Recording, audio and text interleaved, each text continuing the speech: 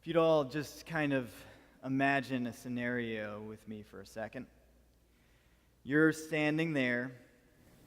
It's the final countdown. Ba-da-da, anyway, okay. It's the playoff, sudden death, and a part on the other side is your competition. Now, it's a kill or be killed moment, and looking across from you on whatever you're imagining right now, I don't know if it's a field or an arena, I wasn't that specific, but whatever, there you see the face of the person in your life that has the most value to you. What do? Kill quick? Just kind of like a Band-Aid? Mercy with the instant strike? Do you think about it? Do you pull your punches a little bit more?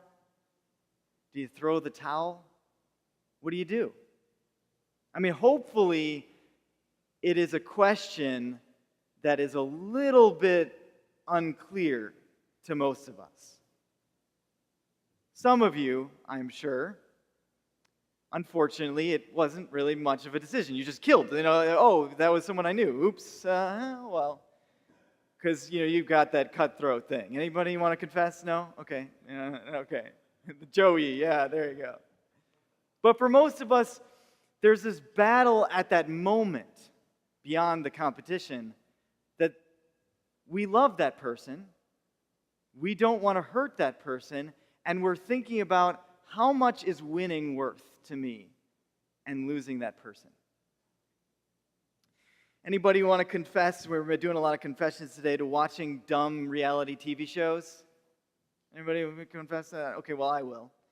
So I was watching a dumb reality TV show that was like about a competition, and they were having a competition among the contestants. And it came down, there was this sudden death situation.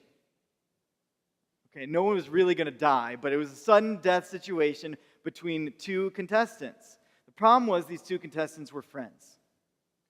And one person in particular of the two contestants really didn't want to kick their friend out of the competition. So they threw it. They did a little bit, but just enough that it didn't look too bad, and they knew they were going to lose. And the judges were really upset. Or at least that's what the script said. I don't know if this is real life or not. It's probably all written. But that's what happened. The judges were upset. And they said that what you did was without honor, because honorably you would have fought and given your best. And if you really respected that person, you would have gone against them and see who won. And then they said that people that do that sacrifice for their friends, are not the kind of people that win competitions.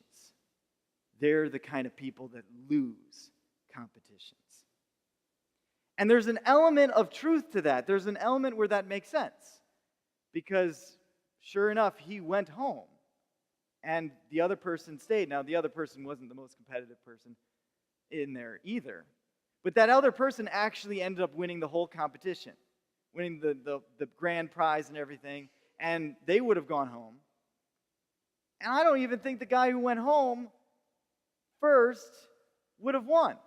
If he would have beat his friend, but then he probably would have been eliminated. And here's the thing. He was making a value judgment. His value judgment was, here's my friend, here's this competition. Which one is more important to me in this moment? And I think the people that choose the friend and not the competition are people that generally might lose some battles but win a lot of wars.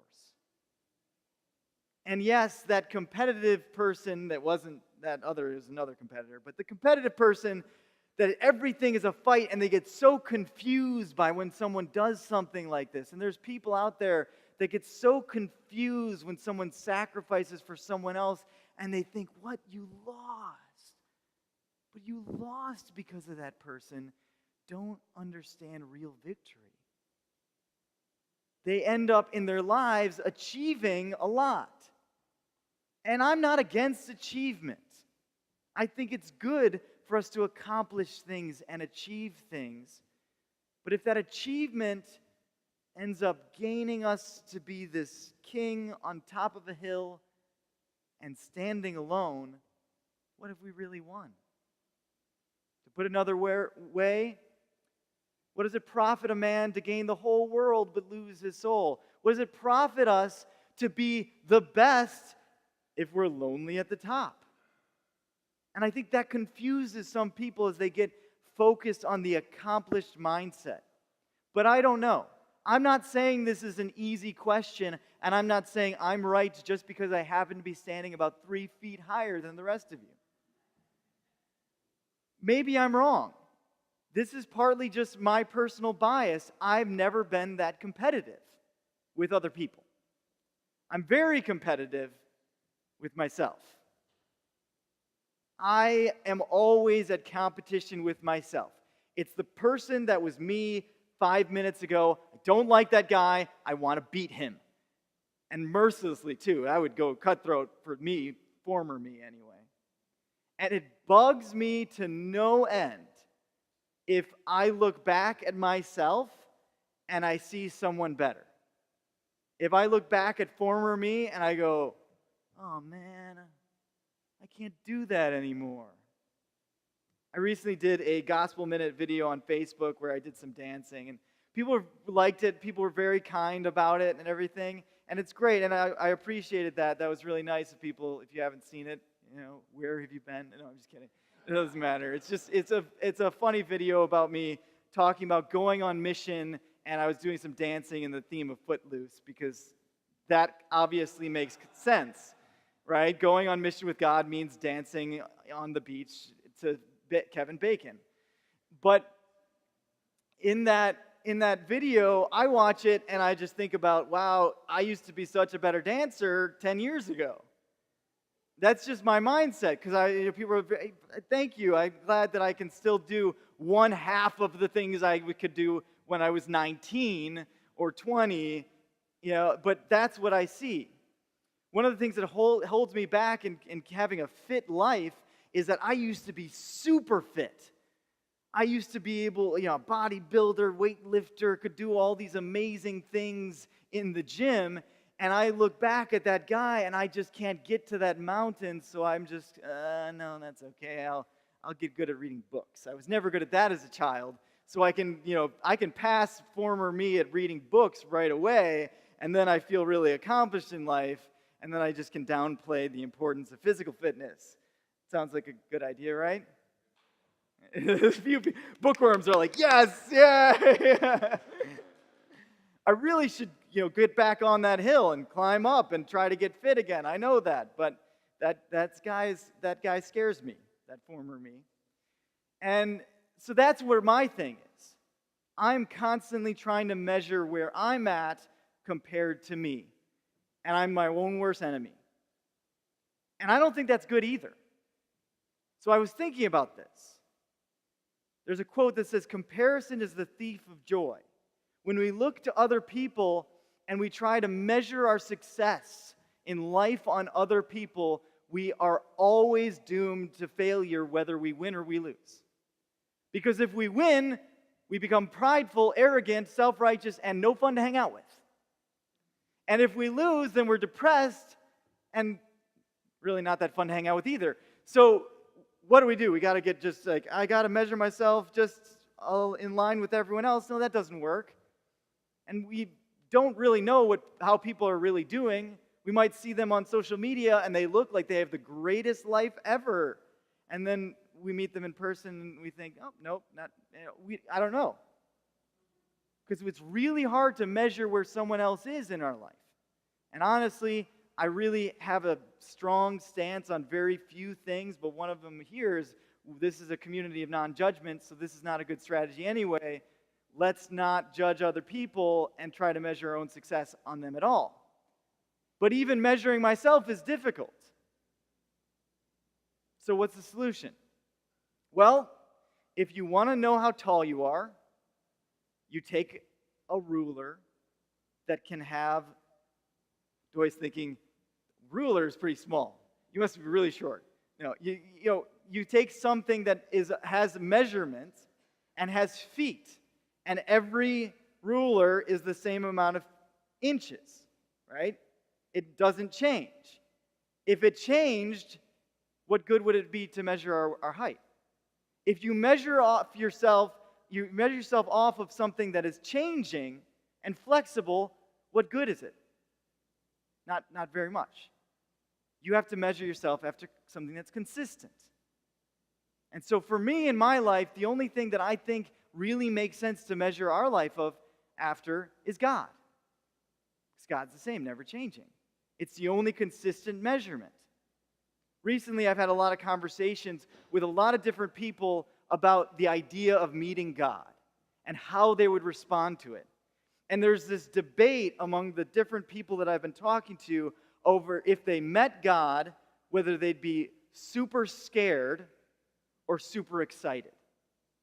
And they both have this kind of like, well, yeah, we'd have awe and respect, but if God's a loving God, then I would just be more excited than afraid because I know that he's in my corner. He's not against me. Maybe if I was fighting God, that would be scary. But if he's behind me, he's in my camp, then I'm going to be happy about it. And I think the one thing that I hear people missing in that debate is why in my mind, the people in the Bible, when they met God or even an angel, they like fell down and started crying and were scared. I don't think it was because of the angel or God. I think it was because they saw themselves for the first time. All of a sudden, the measurement was right in front of them that was consistent, and they couldn't kid themselves anymore about who they were. They all of a sudden saw pure white, and they realized there's a lot of gray that I've looked at and thought was white, because I'm seeing pure white now. You ever had one of those experiences where you try something and then forever the taste is changed for you of everything else? I used to love Starbucks. I now cannot drink Starbucks. It tastes like they put a bunch of ashes in the bottom and started stirring it up. It's like a prank that Starbucks has been playing on me for the last few years. They used to have great coffee. Now they see me come up and they're like, oh, put the ashes in it quick before he comes. And that I don't know what's going on. It's probably because that's not Starbucks has changed, but my tongue has changed. I've ended up having nicer and nicer coffee to the point where now the flavor of Starbucks, which used to taste great to me, doesn't taste great anymore. And as annoying as it sometimes is, I am happy that I've made that change. Because when you experience something that's better and more full, you end up walking around in life better and more full. When you experience something that's higher and more pure and more loving. And that's what happens when we get a glimpse of God. Now, it's always humbling, but I want to be clear about this. It's not depressing. It would be if God was against us, but since God is love, and God is saying, I want you to be my son, my daughter. I love you. And you see yourself, and you see him, and you go, wow, he loves me, and look at him. Look how big he is. Look how wonderful he is. Look how glorious he is. And he cares about whether I live or die. He cares about what's going on in my life. He wants a relationship with me. And that's the moment where you're falling down, crying, weeping, shaking. And it's not because you see God. It's because you finally just saw yourself. And you know that God still loves you with who you are. And that's the moment. I have a question. I want people to actually raise their hand because I'm going to call on people. Like this is a classroom. But there isn't any wrong answers. My question is, what's the most valuable thing that you've ever had in your hands? So it's got to be something you can hold. You can't say your house. Okay, everyone went to a baby right away. Anthony, you always have a great name. A game controller. Anthony knows true value, okay? How many hours of enjoyment does a baby give you compared to a controller? What were you going to say? The Bible. Ooh, the Bible's a good one. I like that. Starbucks coffee. You've lived a deprived life, Joey. I am sorry for you. Yeah, there you go. Well, you ruined a little bit of my gag. Oh, you got the ring. Your wedding ring? Wedding ring. Yeah, for what it means. I like that. You kind of jumped to where I was going right off the bat. Because, I've have handled some kind of expensive things, not very many. People don't trust me. I don't know why. But people don't usually hand me something when they see it's valuable and like, hey, you want to hold this? Yeah, can I juggle it? No, I'll take that back. So I don't know what the value of maybe one time someone gave me a diamond ring. They didn't give it to me. They let me touch it for a second and then told me to give it back immediately. But that they were going to give their fiance, and it had like all these diamonds and everything like that. Like the girl was probably like walking around like this for a while because it was so big. And that was probably one of the most smallest but most valuable thing that I've ever held in my hands until my brother Robert and my sister-in-law Rachel had their twins. Now I'm the youngest child. Apparently this is the Sunday that we talk about birth order. So I was the baby. I never held a baby because that would be dangerous. So I had never held a baby. I'd never been around babies, especially like an infant newborn. One time, it was like a 6-month-old, and my technique was like this. But that's about it. So I knew that this was going to be the first time, and I was really nervous about it, that I was going to be holding an infant. And so I go to the hospital, and I pick up Sky. Now, I know this sounds horrible because, and Sky's my niece. I know this sounds horrible because, I love kids, but I'm not a kid guy, okay? I've never been around a lot of kids. So I wasn't like looking forward to this experience. It was just going to be like, okay, I've got to, held her so the parents don't think I'm evil, and then hopefully the baby doesn't cry and hiss, and then I'm, give it back. That was my expectation of it. And so I pick up the baby, and then it's like there, and then all of a sudden there's this noise, not from the baby, but like from me, and it's like this boom, boom, boom, boom, boom, boom, boom, boom. You ever seen The Grinch? You know the movie, like when he like all of a sudden like maybe there's more to Christmas than just things, and then all of a sudden boom, boom, boom, boom, boom, boom, and it's like I feel feelings. That was that moment for me when I'm holding Sky. I'm like I feel, and there's like tears coming down, and I'm like thinking, what is going on with me? She was just sitting there. It doesn't make sense to me and didn't make sense to me for the longest time. In fact, I think it finally made sense to me this morning. That's when I figured it out. It took me 4 years, but eventually I thought, why was that so impactful for me? And I realized that it was because she changed my perspective on what value felt like. Before I held her in my arms, the most valuable thing that I've ever held would maybe a few $1,000s of value. And if I had held something that was millions of dollars of value, it still wouldn't even start to compare to how valuable the thing I was holding. I mean, some precious artwork, if I was having in my hands and I dropped it, everyone would hate me, but I wouldn't care. It's artwork. That's not real work. That's just a bit of, what do they call it, oxymoron. It's not artwork. I'm just kidding to all the artists. But it wouldn't ruin my life. It wouldn't, haunt me. But if I held Sky and I dropped her, that would haunt. That was the most valuable thing that I ever held. So I didn't do it for long, and I gave it back, and then just, kind of sat over in the corner going, what just happened? And so my point is that when we experience real value, it changes our perception of perceived value. And here's the thing that's incredible. You know that you can watch TV and they'll tell you, like, get this tip, this trick. There's some way to make more money because there's some product that no one realizes how valuable it is, and you can be on the ground floor and start investing on this thing, and then you're going to make millions. Apple, back when you were in 20 years ago or whatever, you could make millions, right? If you invested in that because nobody saw how valuable it was going to be. So the whole thing is valuable. What is valuable is what other people perceive invaluable now, but will perceive more valuable later, right? That's the basic concept.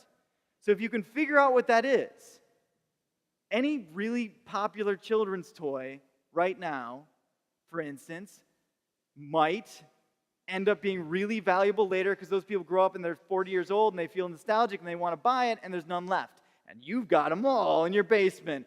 That Teletubby is $1 million, right? That's how it works. But if you all do it, then too bad. Everyone bought it. There's too many Teletubbies. We flooded the market and it's not valuable anymore. So that's the challenge of figuring out how to invest. Okay, but I have a great thing for you here, because there's something that everyone seems to be depreciating the value of that's so valuable and precious, and you can get it for a steal.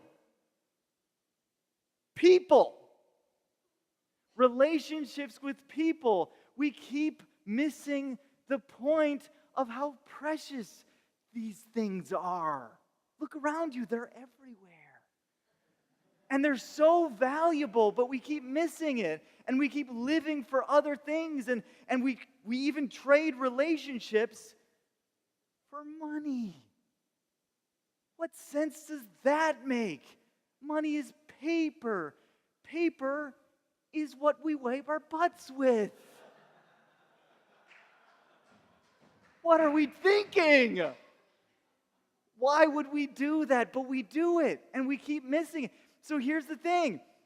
When you get to the end of your life, who wants more toilet paper? Nobody. They've got tubes for that now.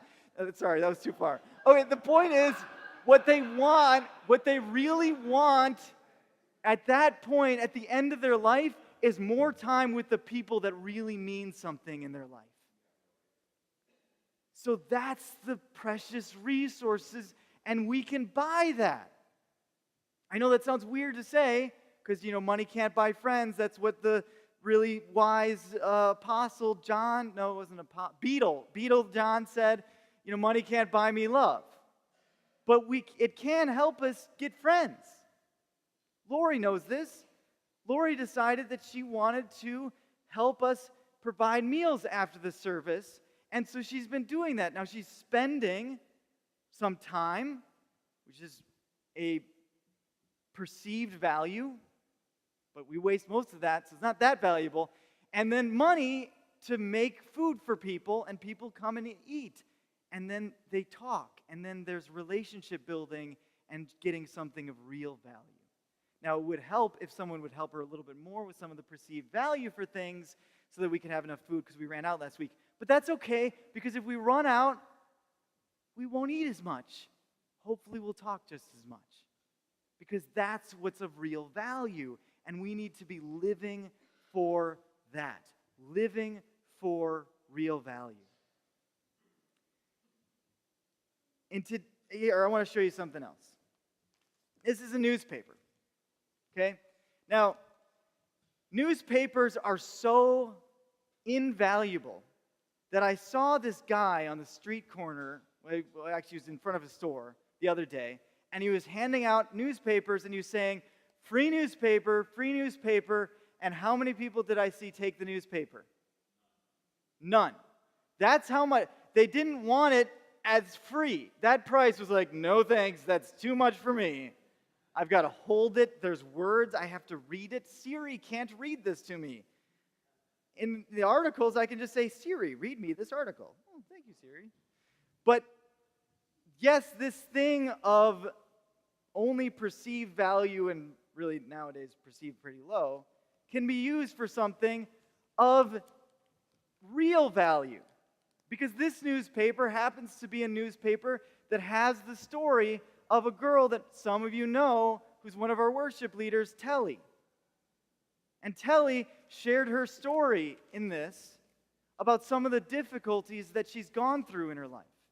If you haven't read it, I really recommend. I only brought one, so it's more valuable now, and I'm going to charge you. No, I'm just kidding. But the point is that I really think that you guys should read this because it's really precious. I'm glad she's not here this week so I can talk about her, not embarrass her. But it's so awesome to me that she told her story because the real value that she created in sharing is hope for some people that have gone through things like that.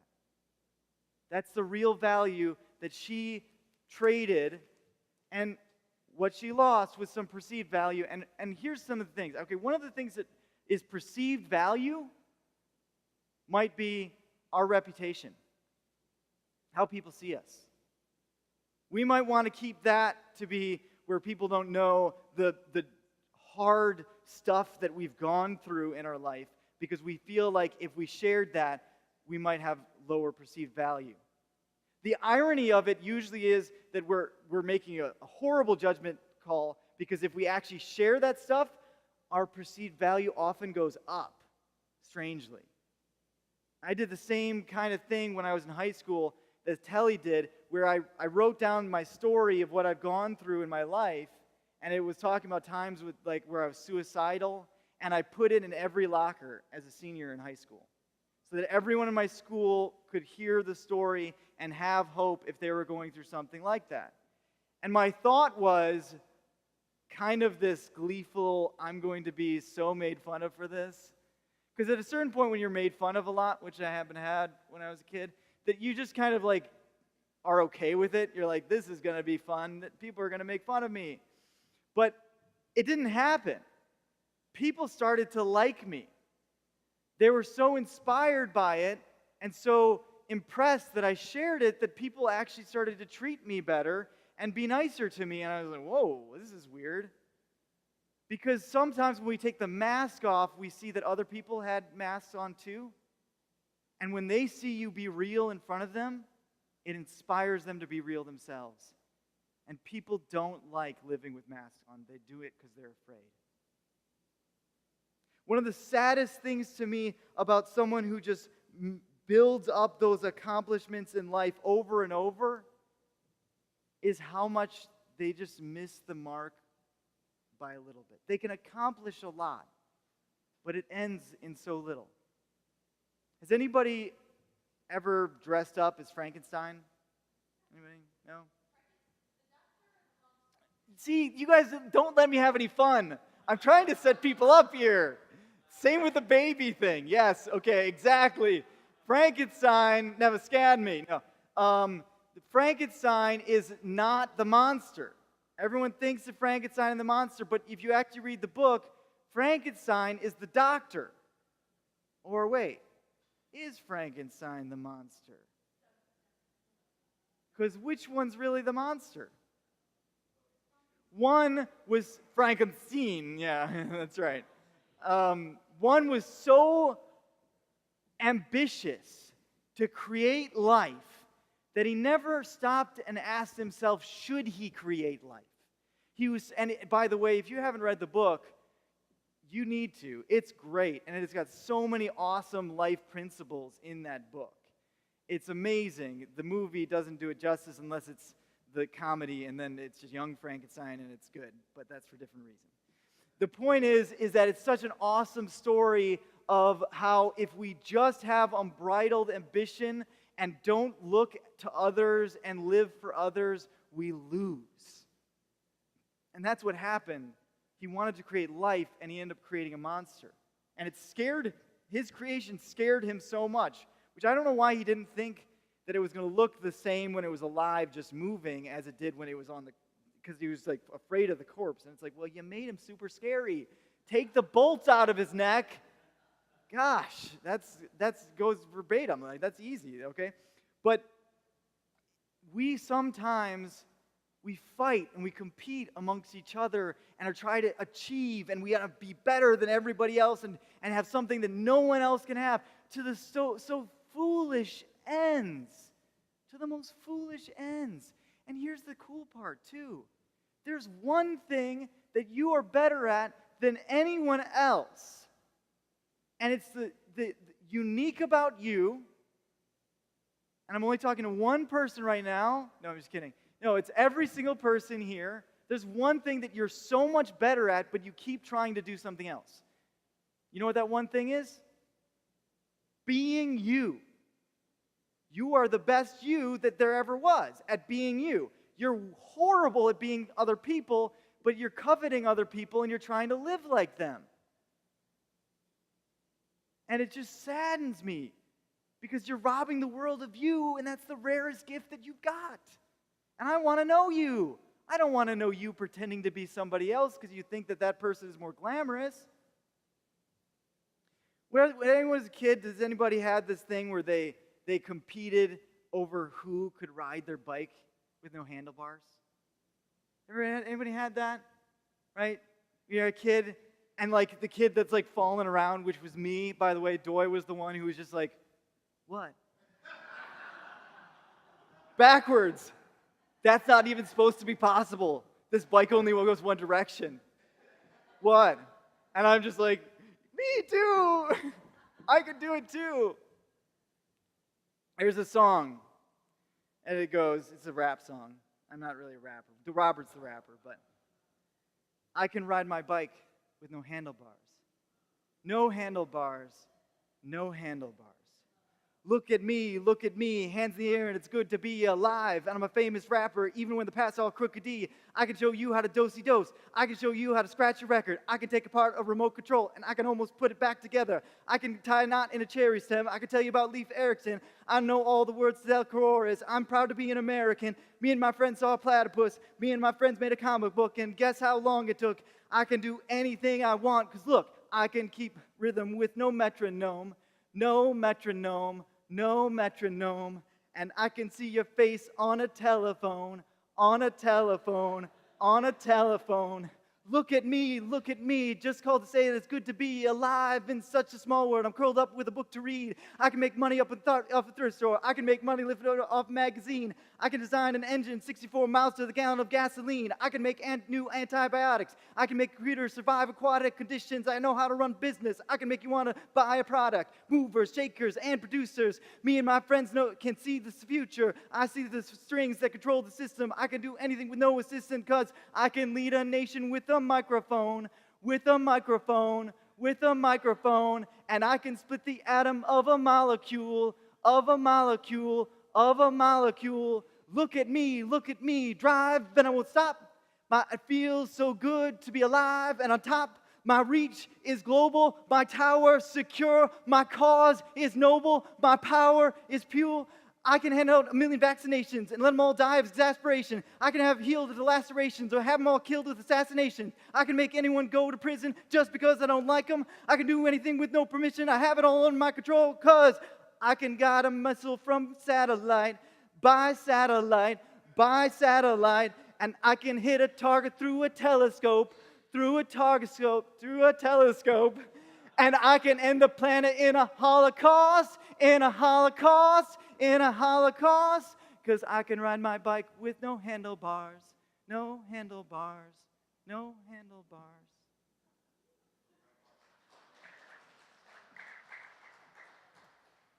When I first heard that song, I was caught off guard. Because I did not think a song about riding a bike with no handlebars was going to end in a holocaust. But you know, when we live our life on personal ambition to just have as much as we can and power and control, that's where it goes. And it's gone there again and again for people in society after society after society because we keep misunderstanding real value. We keep thinking of what we can accomplish, and we're so driven to accomplish that thing that we never see where we're going. The gospel reading today ended in sudden death. Not the sudden death that we had in the competition, but the sudden death of the man that just hit the jackpot and was so happy You know, one of the things that hit me when I was listening to that, he sure talks to himself a lot. Did you notice that? The guy in the reading that Melissa was reading?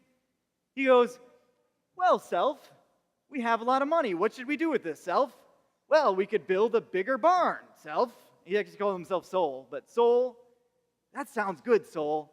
Let's build a bigger barn, and then we can just sell that to people and live in luxury the rest of our life. That sounds good to my soul. And then he died. Now, one of the things that shows that he was a fool is he wasn't talking to anyone else. Where's his wife? Where's his kids? Why isn't he sharing this? Why isn't he enjoying what he's got with others to really be able to celebrate what life is all about? One of my wife's favorite illustrations when I gave years and years ago was of a man who got attacked by someone from the front. So he built a wall so he could defend himself. And then he was attacked by the side, so he built a wall and then defended himself from the side. Attacked from the other side, built a wall, defended himself. Now he had this great wall all around him. But then guess what happened? Someone stabbed him in the back. Well, not going to let that happen again. So he built a wall behind him and he died. Because where was he supposed to get food? He put a door in at least. You got to let somebody in.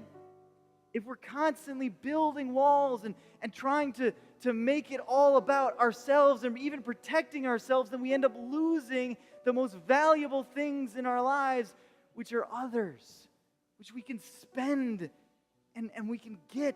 So those relationships with others that are so much more valuable. There's this amazing quote. I'm going to end on this quote. And I love this quote. I wrote it. No, I'm just kidding. It's someone else wrote it. But it's such an amazing quote, and I want us to think about this quote as we go throughout our life. As we go throughout the regular week, I want this quote to haunt us. It's from Augustine. And he said, "The bellies of the poor are safer storehouses than your barns." See, back in the day, they didn't have banks, there was barns. So you could say that in your bank account. That would be a modern equivalent. That the bellies of the poor are safer places for your money and wealth than your bank account. Money is variable. We live in a country where it's pretty stable, but that value, what can you buy for $1? I can buy that for $1. Nothing now, right? Because money changes. And it's here today, gone tomorrow. It's just paper. But we can use that paper to help people. And I don't know about you, but that seems like a crazy awesome deal. We can use a worthless piece of paper that is here today, gone tomorrow, ripped with just a little ease, to invest in the bellies of the poor, to invest in the relationships with the broken. There are people out there that you might never even notice or know that have gone through really difficult things and have lived at times in feeling like there was no hope for them. And all they needed were to be introduced to Doy, who introduced them to so many other people. It wasn't all about Doy, but he's here today. So, who introduced them to God's love through all this community of different people, and they talking about what a difference it made in their life. That's using perceived value to buy real value. And when you get that real value, like the real value that's walking in these doors right now, and you hold that real value in your hands, value is different from then on. Like my heart growing from holding Sky, value is different. And I want every single one of you to be wealthier than Donald Trump on his best day. I want you to be wealthier than that because you've got billions invested in the hearts and lives of the people around you. And your wealth is in love. That's when you have a life that's a winner's life. That's when your sudden death is one that's victorious and full because you've lived a full life. Let's pray.